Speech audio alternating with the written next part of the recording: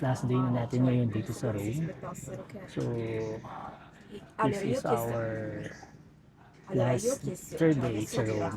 Third and last day in Rome. Then, we are going to transfer sa Pisa. Lilibot-libot tayo dun sa Pisa at explore natin yung Tower of Pisa. Ayun ako, delay yung train. Dapat ang alis namin dito is 9:43. Kaya lang delay siya ng 20 minutes. Kaya ako, susunga-sunga, hindi ko alam ano na nangyayari pagdating ko. Hindi ko alam saan akong platform pupunta. Kasi yung ticket ko, bumili kasi ako ng online ticket. Wala naman nakalagay doon kung saan ang platform. So, kailangan kong hanapin pagdating dito.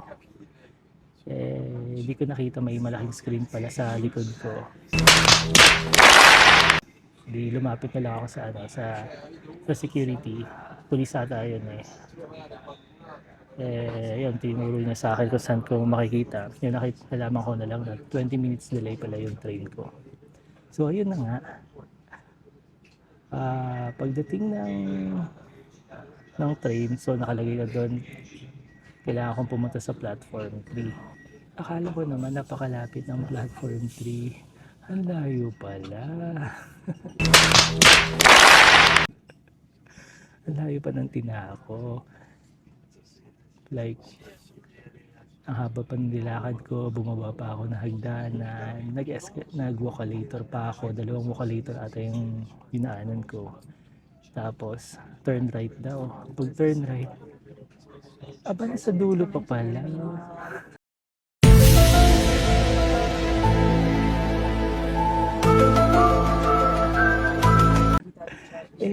Nagpe-page na alis na daw yung train.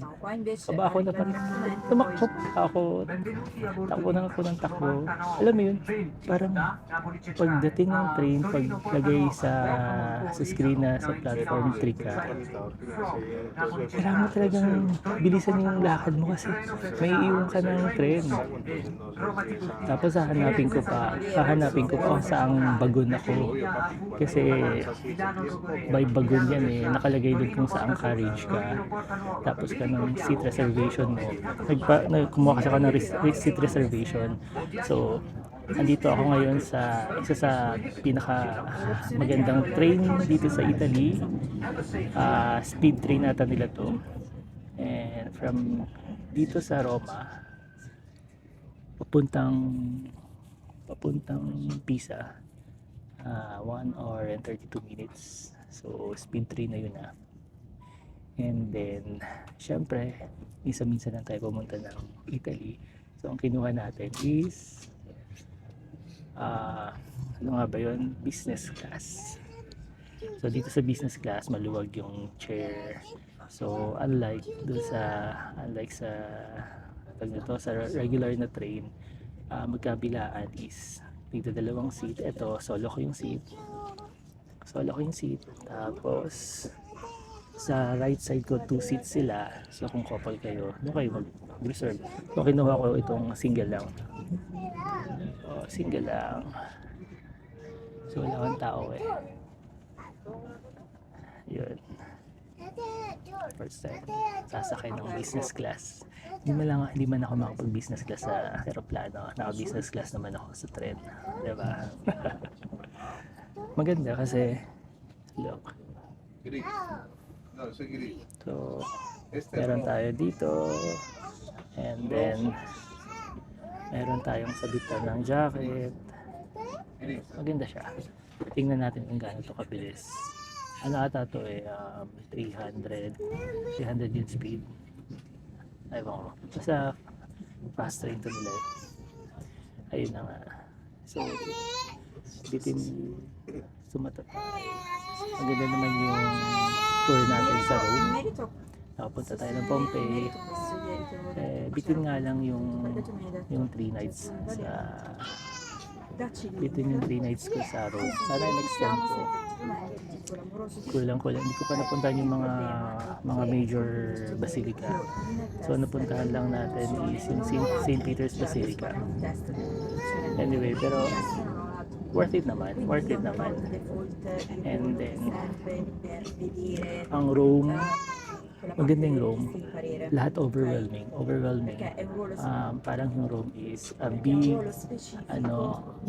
ancient place na ang dami pang kailangan nilang i-discover kasi nga ancient, and parang dito yung center of high power ng Roman Empire.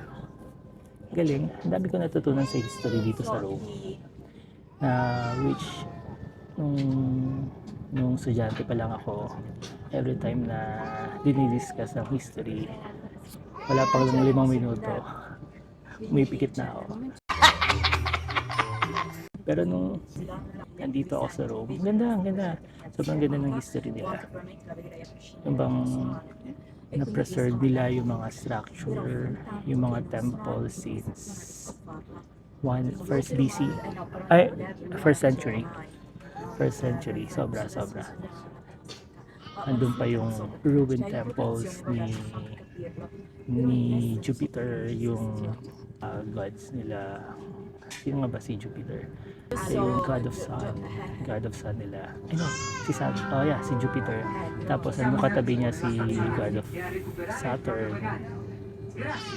Tapos yung House of Senate nila, nakatayo pa rin doon. Ang ganda, sobrang ganda.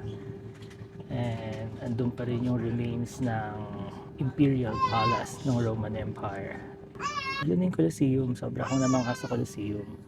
Kalain mo yun, yung Colosseum is made of limestone, volcanic ash, at cement ba yun? Basta tatlo yun eh. And because of maliit na lindol nung Medes, nasira yung isang part ng Colosseum, nagiba. Pero they're trying to reconstruct the Colosseum. Ayun. And then ang galing ng architecture nila, ang galing ng engineer nung panahon nila, kasi yung Colosseum pala meron yung bubong nun na open. So kasi kapag close yun, sobrang init. So sobrang mahangin, kino-close nila yung rooftop, and then manually nila kino-close yung rooftop ng Colosseum. So they need 1,000 people para lang i-close yung rooftop na yun. And guess what? Kung sino gumagawa nun? Yung mga tauhan sa barko. Diba yung sa ancient times, yung barko nila is yung para umandar, may nagro-row ng barko. Yun yung hinahire nila para buksan at isarado yung rooftop ng Colosseum. So dahil mga seafarer yung nag-open doon, alam nila kung paano nila paano nila gagawin kapag nasaan yung direksyon ng hangin. Alam nilang gagawin nila. Nakakamangha lang. Yung Colosseum, pwedeng 50,000 to 80,000 mga spectator ang pumunta doon. Ang dami, sobrang laki. Anyway, sobrang namangha ako. For sure, babalik ako dito kasi ang dami ko pang dapat puntahan. And yung highlights ng punta ko dito is the St. Peter's Basilica and the Vatican City itself. Sobrang ganda. The museum itself, sobrang overwhelming. And St. Peter's Basilica, sobrang laki. Kita ko personally yung holy chair ni St. Peter. So, that's it. And meron pa tayong 1.5 hour para makarating sa Pisa. So, from Pisa, siguro mga 11 minutes walk. So, from hostel, tiniran ko dito sa Roma, 6 kami. So, itong dito sa Pisa, solo room ko lang. Solo room, pero mura lang. 77 euros for 3 days. Yeah, 3 days. 77 euros. Mura na yun. Kasi dun sa hostel ko dun sa Rome, nasa 158 euros for 3 nights. Mahal. Sabi nga nila, mahal nga talaga sa Rome. Mahal. Halos kasing presyo lang ng Ireland. So, let's see. Nagsiserve pala sila dito ng sa business class. Nagsiserve sila ng snack. So, I had a cup of cola. Tawag nila sa Coke dito is cola. And a biscuit. Tapos, meron pa, susunga-sunga pa ako. Hinabutan ako ng sachet. This one. Hinabutan ako nito. Eh, syempre nakasulat is Italiano. Pinipilit kong i-translate hanggang makakaya ako. But yung nagsaserve, takang-taka siguro sa akin. Hindi ko kasi alam nung gagawin ko doon. Tapos, biglang sabi niya, use it for your hand. Use it for your hand. Doon ako natauhan at ano pala siya, pampasang towel. Akala ko, sugar. Biglang napaisip ako, bakit ako bibigyan ng asukal? Eh, cola tong hiningi ko. Oh my God! Wow! Ayun lang. Katangahan ko lang. And then, ito pa namang problema ako. Kasi di ba, late kaming umalis sa Roma Terminal kasi nila tawag Termini. So, sa Roma Termini, 20 minutes kaming delayed. So, ang problema ko, dahil delayed kami umalis doon, so delayed din kaming darating doon sa Florence. Doon kasi yung first stop sa Florence. Eh, doon nag-aantay yung next train na sasakyan ko. Ang pagkakaintindi ko doon sa nag-announce, 11:50 darating yung train kasi nga delayed. Eh, ang next train ko, 11:53. So, I only have 3 minutes para hanapin yung platform. Eh, may pagkasyong-asyong pa man din ako. So, ko alam paano gagawin ko ngayon. Ako, good luck talaga sa akin mamaya.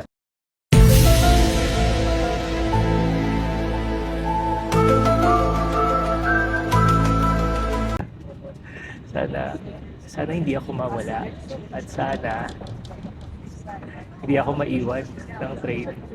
Ako ba naman? Sa dami pa namang araw na pwedeng madali yung train, ito pa talagang sinakyan ko. Anyway, check na lang natin mamaya. Makatatakbo na naman ako. Ayun nga, habang nag-aantay ako ng dumating sa Florence, napaisip ako, i-share ko sa inyo kung ano yung mga pros and cons ng pagbubook sa hostel. Ayun, kapag sa hostel kasi mas yung sa mga advantage nun is mas cheaper. Pero ang tip ko lang sa inyo, pag magbubook kayo ng hostel, i-check nyo muna yung itsura ng hostel. Kung maganda ba, mas maganda sana kung nagsaserve sila ng breakfast kasama dun sa accommodation. Kasi usually sa mga breakfast nila is mga buffet breakfast. So, mabubusog ka talaga every morning. Parang kumain ka na ng kumain na parang hanggang lunch na siya. Ayun. Tapos, aside from mas cheaper siya, mas may mga mamimit kang mga new friends, international new friends. Like, when I was in Rome, 6 bed siya. Bunk bed, 6 bunk beds. So, lahat kami magkakakilala. Kasi ako yung unang dumating sa room, tapos dumating yung isang German, nagpakilala agad, parang andun agad yung nagbibuild na kayo ng friendship. Magtatanong na kung taga saan, magtatanong gaano ka tagal dito, saan ang destination mo, saan ka magtutour, tapos may dumating na taga Chile, may dumating na taga Germany again, tapos yung isa, sino pa ba isa? From Netherlands. Yun, marami kang makikilala.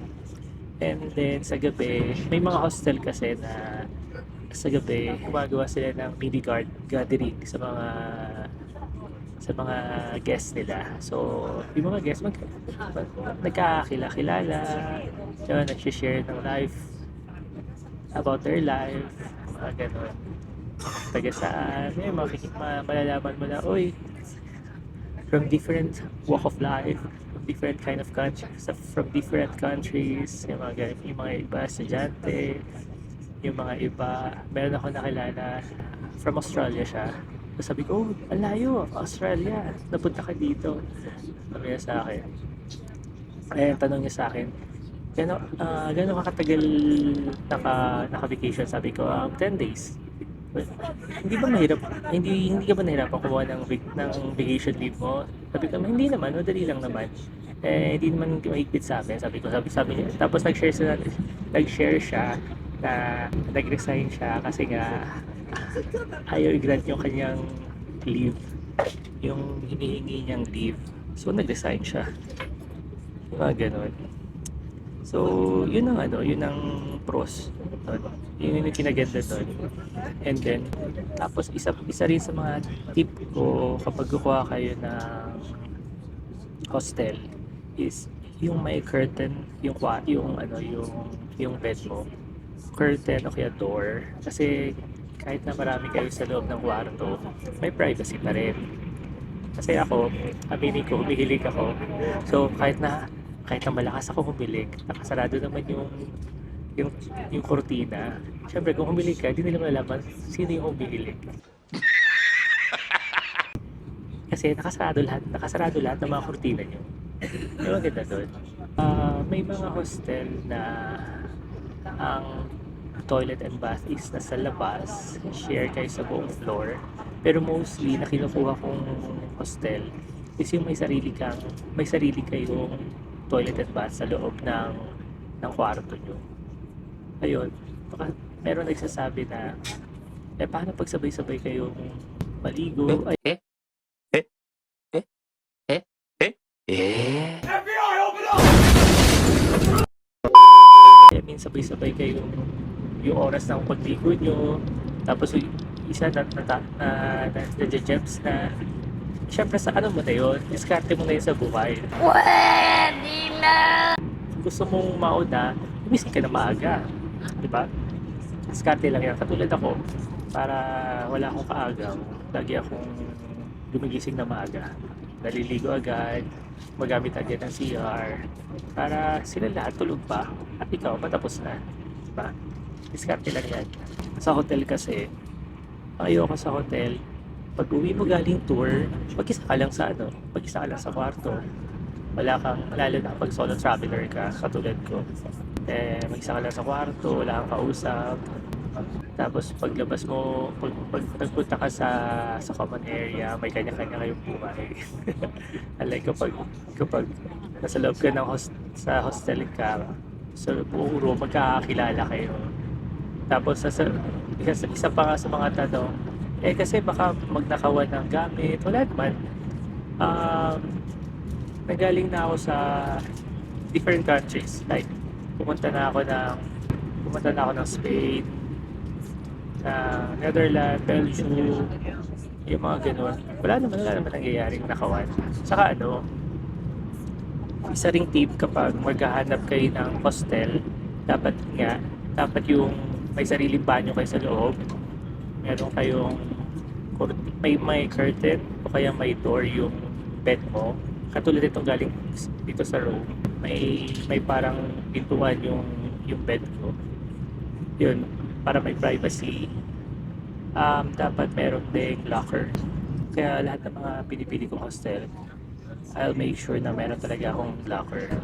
Ito ang sa room natuwa ako kasi yung napakalaki kong maleta nagkasya sa locker, kasi minsan yung mga maliliit lang na like backpack, maliit na maleta, yun na yung nagkakasya. Ito kasya buo kong maletang malaki.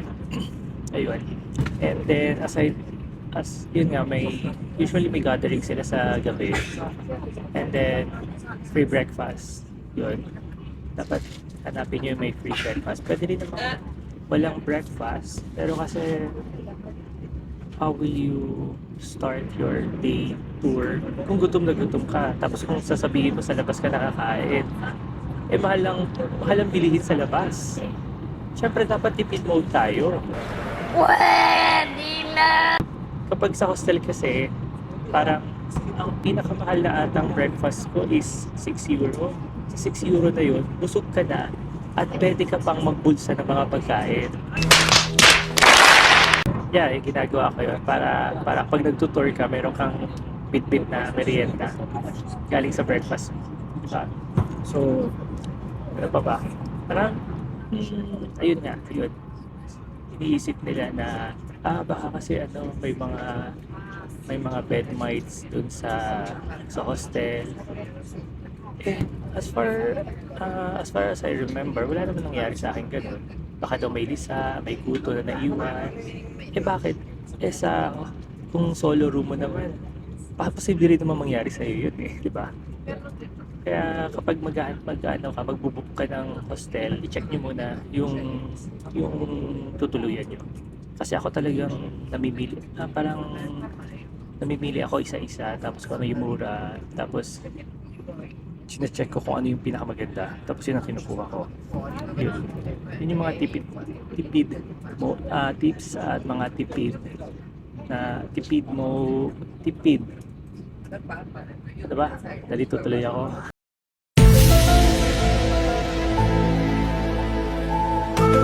Mga tips ko para mapamura kayo.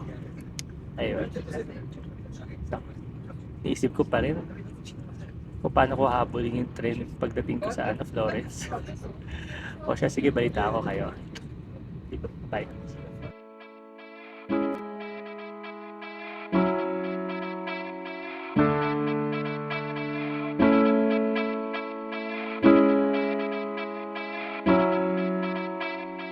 Hello guys, nandito na ako ngayon sa second train papuntang Pisa.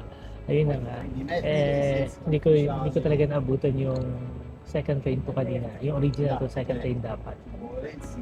Yung Italo na train, ano yung private company na train station, train companies. Dumating sa Florence ng 11:53.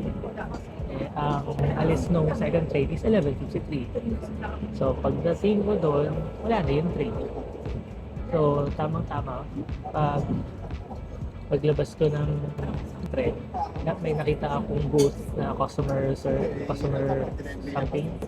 Nag-inquire ako regarding sa nangyari na ma-accommodate ba ako sa next na schedule, ganyan, blah blah blah.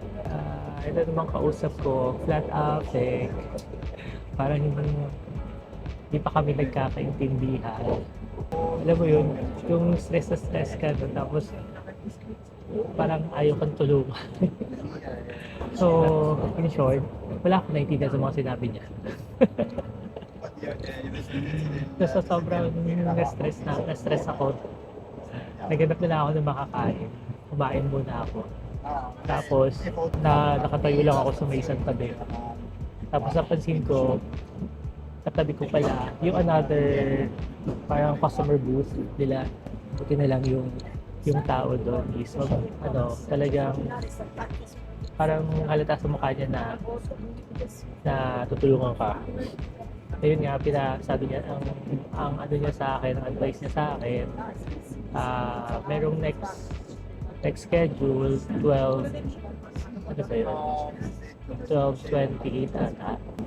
Yeah, 12:28 na next na alis ng train papuntang Pisa. Punta daw ako doon sa platform 3, and then ask ko daw yung train manager, explain ko daw sa kanya yung nangyari, ganyan. So gulat ako, what? Train manager? May train manager pala kada train. So yun nga, pinuntahan ko. Doon na naman ako napunta sa pinakadulong platform. May nakita ako doon, nag-inquire ako. Hindi naman ako may nagkaintindihan. Nag-i-English ako, siya naman nag-i-Italiano. Tapos ginamitan niya pa ako ng Google Translate. Tawa talaga ako sa sarili ko. Gamitin ako ng Google Translate. Ayun nga, sabi niya sa akin, explanation niya sa akin is dahil daw lumindol, kaya daw nagkaroon ng delay. So balik daw ako, parang pagkakaintindi ko, I need to buy another ticket for the next trip. Sabi ko, what? Mas masasayang yung 9 euros na binayad ko sa tren. Pumunta ulit ako sa booth. Sinabi ko ulit sa kanya yung sinabi sa akin. Wala rin naman nagawa yung sa booth. Sabi sa akin, bili na lang daw ulit ako ng panibagong ticket. So, short, nagbayad ulit ako ng 9 euros and 30. Meanwhile, Hello guys! Nandito na ako ngayon sa Pisa. Ay, sa wakas. Ang ganda dito. Check this out. Oo, diba? And ito yung kanilang station. Station Pisa Central. Station Pisa Central in English. So it will be 16 minutes walk from here. Pero kung magbabas tayo, 8 minutes lang. Pero kasi sayang yung pamasahe, sayang yung pera. Kaya lalakarin natin. a few moments later. Ayun guys, nahanap ko ngayon yung hostel ko. Tapos, syempre, kay Google Map tayo, nakadepende. Tapos, dito niya ako pinapadaan. Imagine, may dala ako 20 kilos. 20 kilos of luggage. And then, dito ako dadaan. Aakyatin ko yan. Bit ng 20 kilos luggage. Oh my God. Kakapagod. Tatawirin ko pala yung tulay na yan. Good luck sa akin. So sige na. Kaya ako ng strength. Nakakit ko ng unang baita. Ang taas pala to. Visit. Tingnan nyo. Pag-akit ko dyan, meron pa isang baitang doon. Ano ba?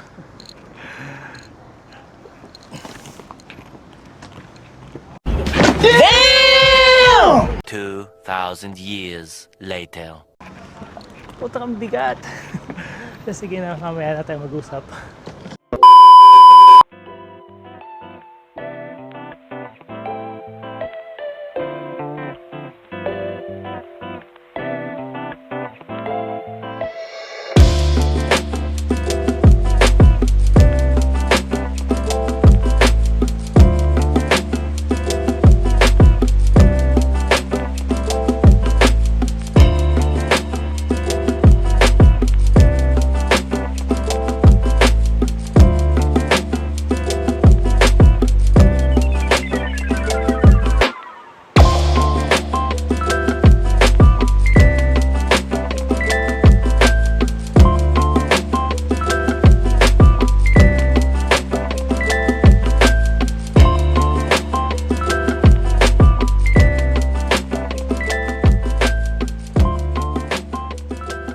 Hello guys, nandito ako ngayon sa Pisa. Tingnan niyo yung papakita ko sa inyo yung mga pinagagawa ng mga turista dito. Matatawa talaga kayo.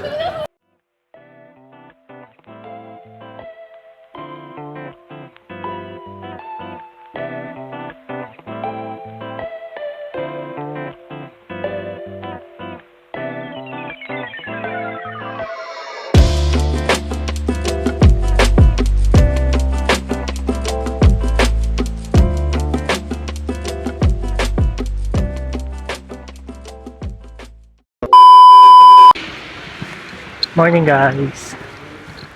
This is our 5th day here in Italy. Yesterday nung dumating ako, hindi na ako nakapag-vlog kasi biglang umulan na malakas.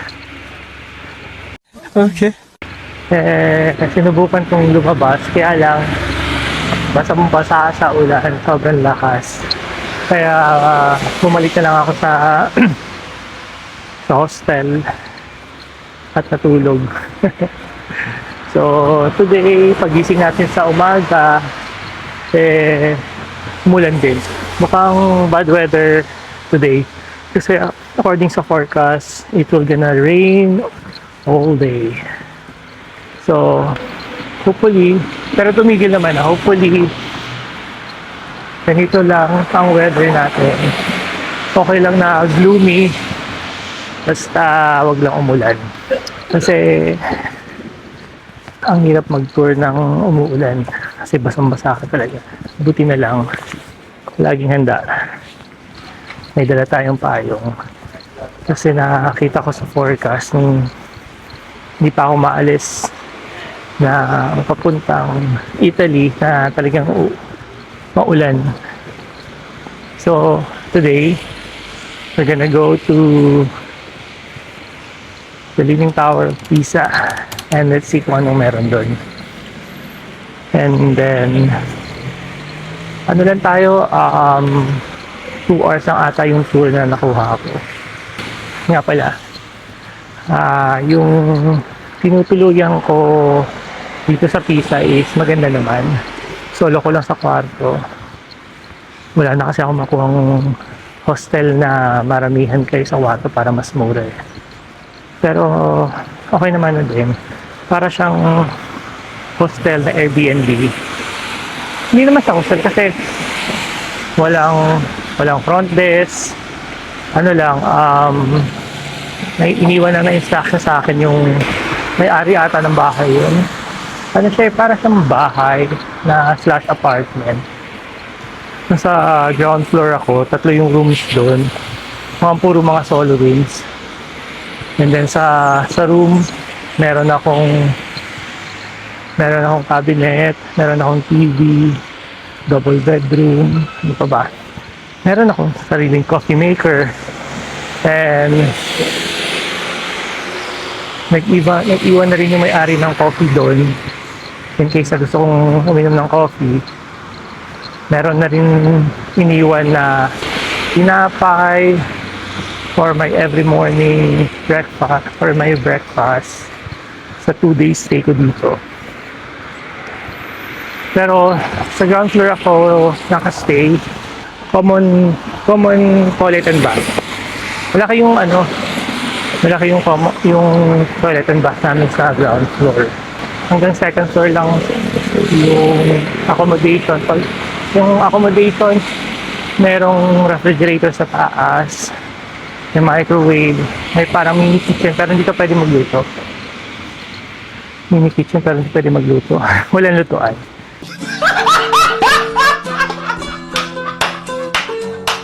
May mga kwarto rin sa taas. Ilang kwarto ba yun? 1, 2, 3, 4, 5. 5 rooms. Mukhang hindi siya mukhang hindi nga siya hostel. Kasi mga solo rooms lang. Ayun. Okay naman. May CCTV sa gate, may CCTV sa pintuan. Kaya secure. May kanya-kanya kayong susi sa kwarto. Tapos kakaiba yung susi nila.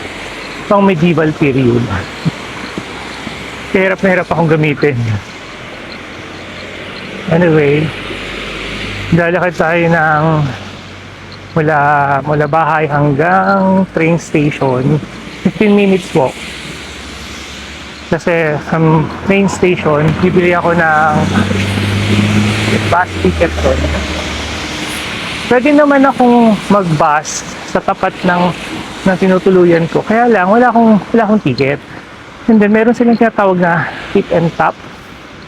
Kaya kasi, I'm trying to figure out sa internet kung paano ang procedure nun. Kasi ang alam ko, pag sasakay ka, itatap mo lang yung device mo, yung cellphone mo with your, or yung, tag na to, yung credit card or debit card mo. Kaya lang kasi, hindi ko ma-figure out kung magtatap pa ba ako before ako bumaba. Kasi may iba na from Rome ata yun, Magkakaiba kasi sila ng ano ng sistema eh. Sa room kasi, pagbaba mo, kailangan mong kung gagamit ka ng debit card or credit card, kailangan mong mag-tap ulit. Kasi kung hindi, matcha-charge ka na ng kung ano yung maximum na pwedeng ipamasahe. Ayoko na mangyari yun, sayang naman sa pera. So, hindi na ako nag-bus. 15 minutes walk lang naman eh. 1 kilometer, 15 minutes walk. Okay na rin yan, exercise na rin. So, hopefully, hindi umulan ngayong araw na to para malibot natin ang Pisa. Ang Pisa nga pala is maliit lang yan na city. So, kayang-kayang maglakad. So, mga 30 minutes walk, 40 minutes walk, may ikot mo na yung mga places dito sa Pisa. Ano pa ba? Yun lang siguro muna as of now. Pagdating natin sa Pisa, kita-kita ulit tayo. Hi guys, nandito na tayo ngayon sa loob ng bus. Aalis ang bus in about 2 minutes. So, bumili na lang ako ng ticket. Dalawang ticket ang binili ko. Kasi, ang cost pala ng ticket dito, ang pamasahe nila is like 1 euro and 70 cents. Pero, valid yon for 70 minutes. So, pwedeng siyang gamitin. Unlimited na sakay within 70 minutes. So, kung sulit naman kung within 70 minutes makatatlong sakay ka, makaapat na sakay, kaya okay na. Pero, pag sakay mo sa bus, don't forget to validate the ticket. Merong validation machine doon. Kasi may mga nag-check ng ticket. Wala namang nag-check ng ticket every time, pero most of the time may nag-check. At tinitingnan nila kung may ticket ka. Kasi kung sumakay ka ng walang ticket, you will be fined ata ng 100 euros. Tapos, mapapine ka rin kung hindi mo binalidate yung ticket mo.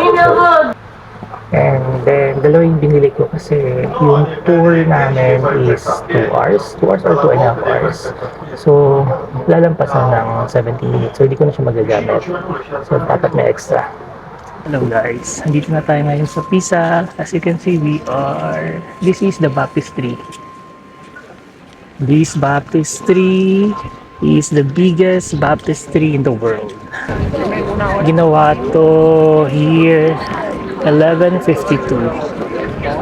Ewan ko lang kung papansin nyo, yung lower part niyan was started in 1152 on a Romanesque style, and the second half is a Gothic style. 2 architecture built this one because the first architecture died already.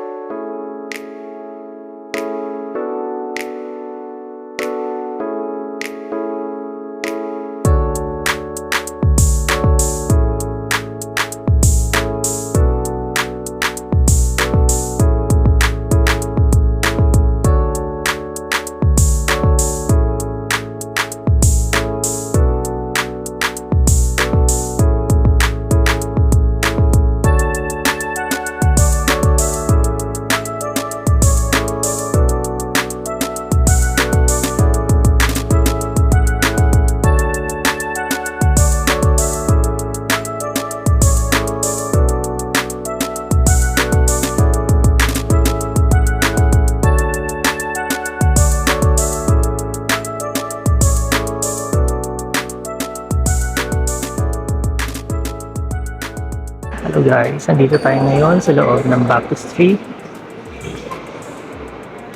Ito ang sentro ng baptistry. As you can see, according to our tour guide, each panel of this baptistry is very unique. Hindi sila magkakapareho ng style.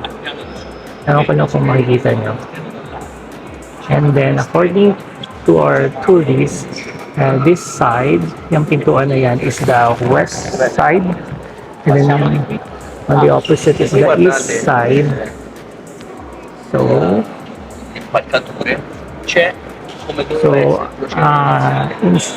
nung panahon daw na yon is like lahat ng mga bibinyagan ay doon dumaraan sa pintuan na yun. And after ng binyag, kailangan sila lumabas sa east side ng pintuan. And according to her, nung panahon na yon, ang east side is doon ang sunrise, then the west side is the sunset. So sunrise symbolize light after ng baptism, and then before the baptism there's no light, so sa west side ka muna dadaan. So pag pagka-baptize mo, so it symbolizes a new life to your life. So dadaan ka na sa east door. So aakyat tayo ngayon sa tower, sa dome. Tingnan natin paano ang tsura. See you guys. Hello guys, nandito tayo ngayon sa itaas ng baptistry. Ito ang itsura ngayon sa baba.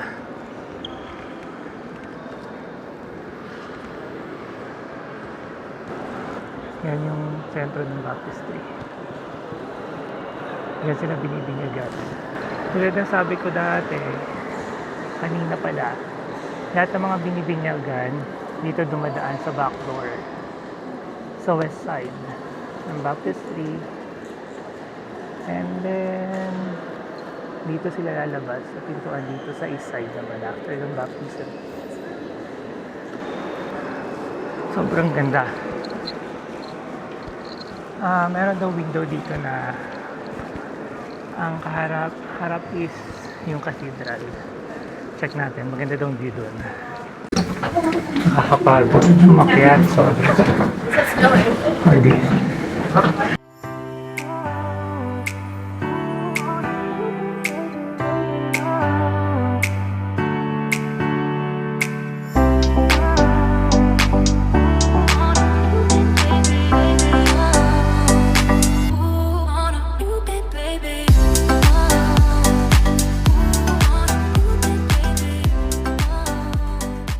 Pababa tayo ngayon kasi tapos na tayo mag-view sa taas, pero napaka-creepy ng daanan.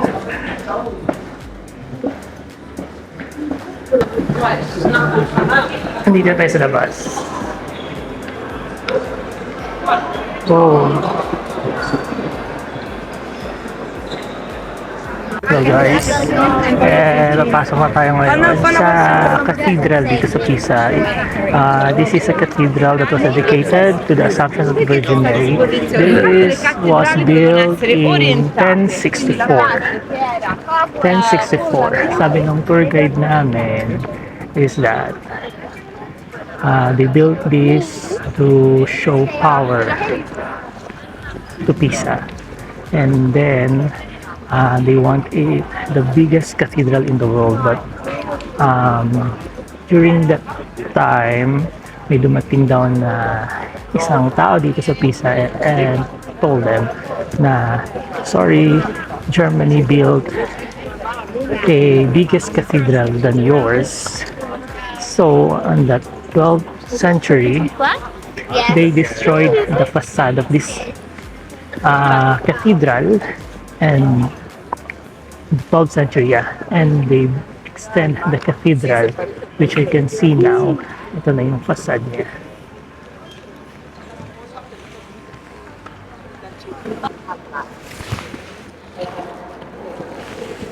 Ito yung loob ng cathedral. Sobrang ganda. Saka talagang medieval yung design.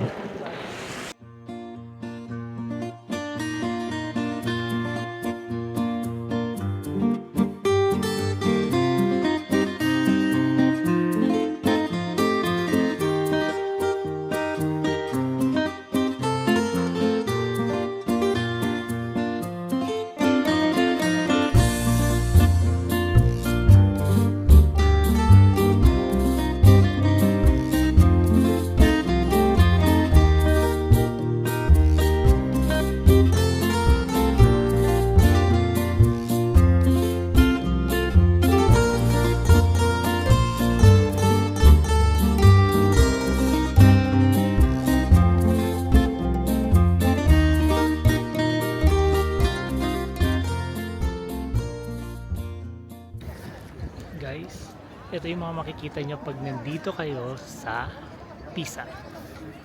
Look at them.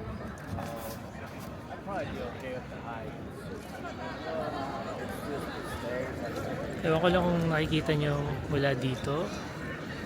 Pero kanya-kanya sila ang position sa paglilim. Look at them. They are so funny. Look.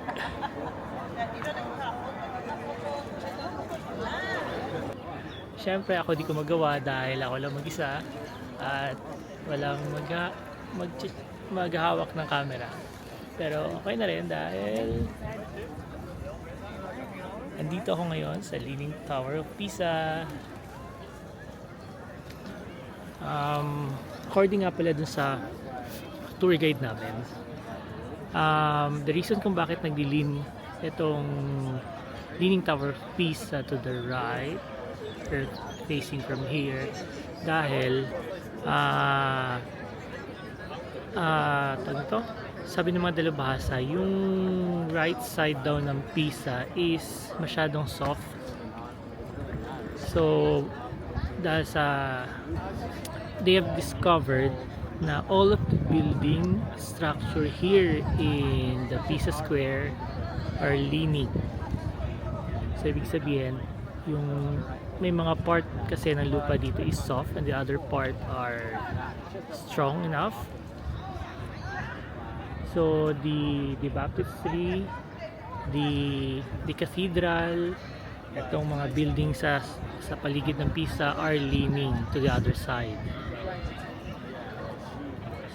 Yung lupa kasi dito is parang from Venice, from Amsterdam, na diba marami silang mga kanal, so masyadong soft yung kanilang lupa.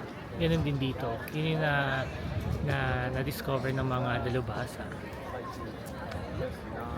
Pero I think they've done a solution. They have a solution already. So for the next 200 years, stable enough na itong Leaning Tower of Pisa. It won't lean for the next 200 years. But after that, who knows what will happen. Hello guys, lunch muna tayo.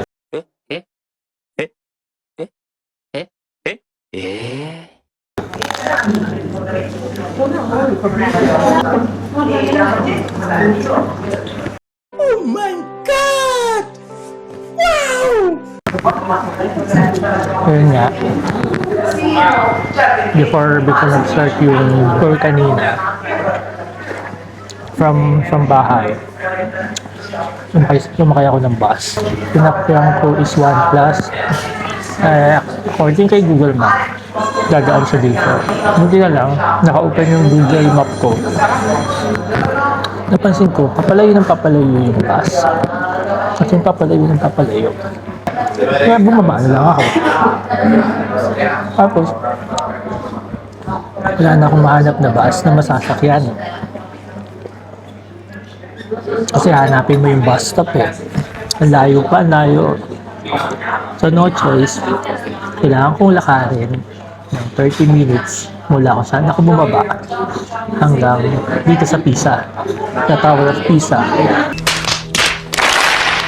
According kay Google Map, nalilate ako ng 4 minutes. Nangyari, ang start ng tour is 10 o'clock. Dumating ako dito 10:04.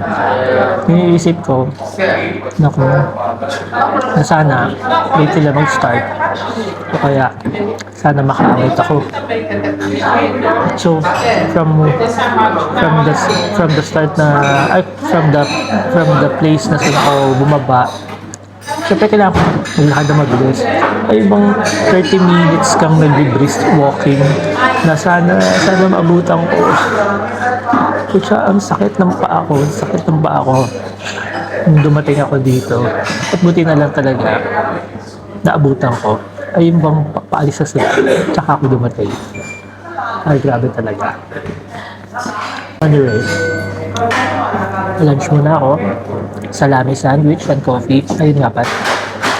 gusto kong magkape. Eh, alas 12 na. Eh, di ba dito sa Italy? Pag 12, pag 11 o'clock, bawal na magkape. And pinagmamasdan ko yung mga customer nila, nakakape. Sinubukan ko sa counter. May tanong na lang ako, do you serve coffee? Tapos sinabi niya sa akin, inisa-isa niya yung mga kape. Eh, sinabi niya, nagsiserve sila ng cappuccino. So, umorder ako ng cappuccino. Siguro may pinipili lang sila. I mean, siguro sa mga maliliit na mga coffee shop, hindi sila nagsiserve. Pero kasi dito, tourist destination to. So, malaki-laki naman. Hindi siya yung maliit na kainan. So, kaya nagsaserve sila ng coffee kahit hindi espresso. Kasi diba, sa Italy, naging ko na ata before, na they don't serve coffee after 11 a.m. Except for the espresso, because espresso is life for them.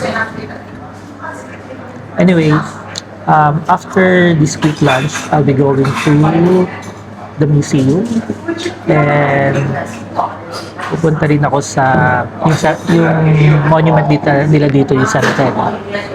Maganda raw doon. Okay, see you later.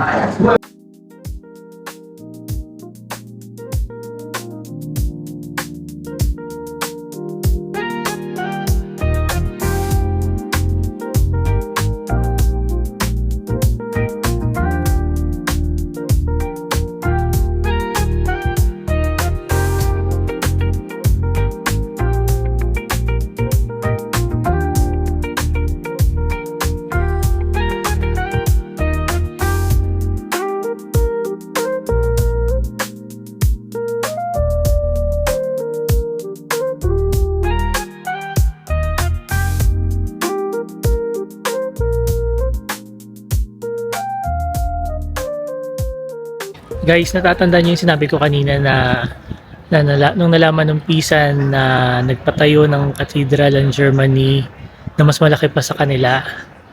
So, ito yung patunay na giniba nila yung facade nitong cathedral, tapos in-extend nila. Ito, makikita niyo yung magkaibang kulay. Pansinin niyo. Ayan, natin nyo. Tapos pagdating dito, iba na siya. So, ibig sabihin, hanggang dito, yung cathedral, tapos giniba nila, and then in-extend nila, hanggang doon. Hanggang doon.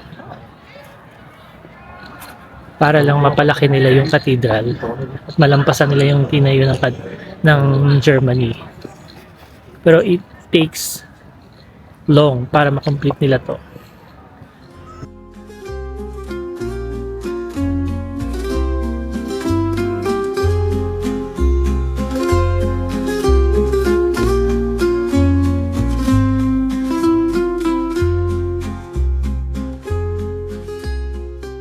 Hi guys, nandito tayo ngayon sa loob ng sementeryo dito sa loob ng Pisa Square. Okay, sa mga nakita niyo yung mga pinakita ko kanina, mga sarcophagus yan. Yan, mga sarcophagus. So, aside from that, ito rin mga nilalakaran natin.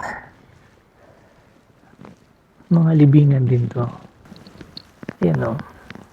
Kupas na, pero yan yung mga original paintings ng mga unang panahon. 11th century ata or 14th century. The more na maganda yung pagkakaukit sa sarcophagus, the more na mas malaki yung sarcophagus, may mataas ang status niya sa lipunan.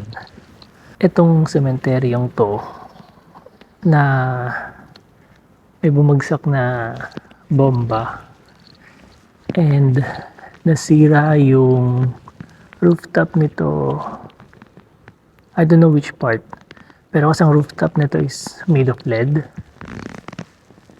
nung bumagsak daw yung bomb, nag-melt yung roof, tapos nasira. Kaya, na-restore nila. Hello guys! So, tapos na tayo sa Pisa Square. Advice ko lang sa inyo, pag may plan kayong pumunta dito sa Pisa, either mag-DIY kayo pumunta dito sa Pisa Square or mag-book kayo for a tour. Ang kinaganda dun sa may tour guide kayo is ma-explain niya yung history ng place, ma-explain niya kung bakit ganito, bakit ganyan, ma-elaborate niya ng gusto yung history ng place na yon. Kasi nung una, nagdadalawang isip ako na mag-book ng tour dito sa Pisa kasi nga parang isip-isip ko, tower lang naman yun sa cathedral. Ano pang history meron dun?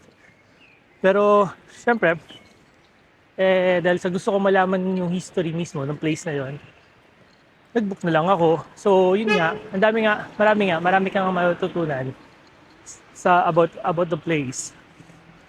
And then, worth it naman yung binayaran ko. Hindi naman sayang. Kahit pa paano may natutunan. Yun nga. Pero kung mas preferred nyo na hindi gumastos, kasi kung magdi-DIY kayo, mas konti lang yung babayaran nyo. Like, 3/4 or half ng price. Siyempre kasi babayaran nyo yung tour guide eh. Siyempre magngangawa-ngawa siya doon. Nakaka-storytelling. Pero ang kinaganda naman doon sa tour guide namin, talagang alam niyo yung history. Alam niyo yung history ng place. And then, kahit may mga tanong na, bakit may ganito, bakit may ganyan, nasasagot niya. Katulad nung kasama ko kanina sa tour, family sila of an American. Kahit yung may napansin lang sila dun sa cathedral na may pintuan doon sa may pinakatuktok ng dome sa cathedral. Na tinanong pa niya talaga dun sa tour guide. Ayun, mga simpleng ganon. Pero syempre, kaya ka nga nag-book ng tour guide para kung may katanungan ka, masagot naman nila. Ayun. Pero, at the end of the tour, nasa sayo pa rin yun. Syempre kung nagbayad ka na nga sa tour, at the end of the tour, it's your choice kung magtitip ka sa tour guide or not. Hindi naman siya prerequisite. Either magbigay ka ng 5 euro, 10 euro, max na ata ang 20 euro. Pero I've tried to tip 20 euro kasi sobrang galing ng presentation niya ng tour. As in all throughout the tour, kinuwento niya talaga lahat. Para siyang walking history book. Tanong ko siya, how do you manage to know everything about this? Ganyan. Talagang love niya daw talaga ang history. Talagang nasa puso niya talaga yung history nung place na yon. Ito yung when I was in Belgium. Talagang ang galing. Doon ako napabilib sa kanya. Kaya, alam mo yung buong 12 hours tour ata yun. Yeah, 12 hours tour. Hindi man lang ako nakaramdam ng antok kasi ang ganda, ang galing ng niya, pag-deliver niya ng history. Yun. Anyways, so we're finished. We're done already. Tama ba English ko? English pa kasi. So tapos na tayo sa Pisa Square. So we're heading to city center. And I think it's less than 2 kilometers from Pisa Square. Dadaan tayo sa main river nila. So let's see kung anong meron doon. Continuous pa rin yung lakas ng agos. Mukhang pataas yung river. Kaya yung mga army at itong mga to nagre-ready na for an para sa mga overflow, sa overflow ng river. Yan, naglalagay na sila ng harang ng bakod, tinataasan na nila yung bakod. Anyway, uwi na lang ako dahil delikado na. Sa kabilang tulay sana ako dadaan, kaya lang hindi na pinapa daan ng mga pulis dahil nga malapit na mag-overflow sa kabila. Dito na ako dadaan sa kabilang bridge kasi mas mataas to at mas malaki. Siguro mga 2 metro na lang mag-overflow ng river. Sige, kailangan natin magmadali, baka di tayo makatawid sa kabilang bridge at isarado rin nila. Wala tayong matutulugan. Okay, bye-bye guys.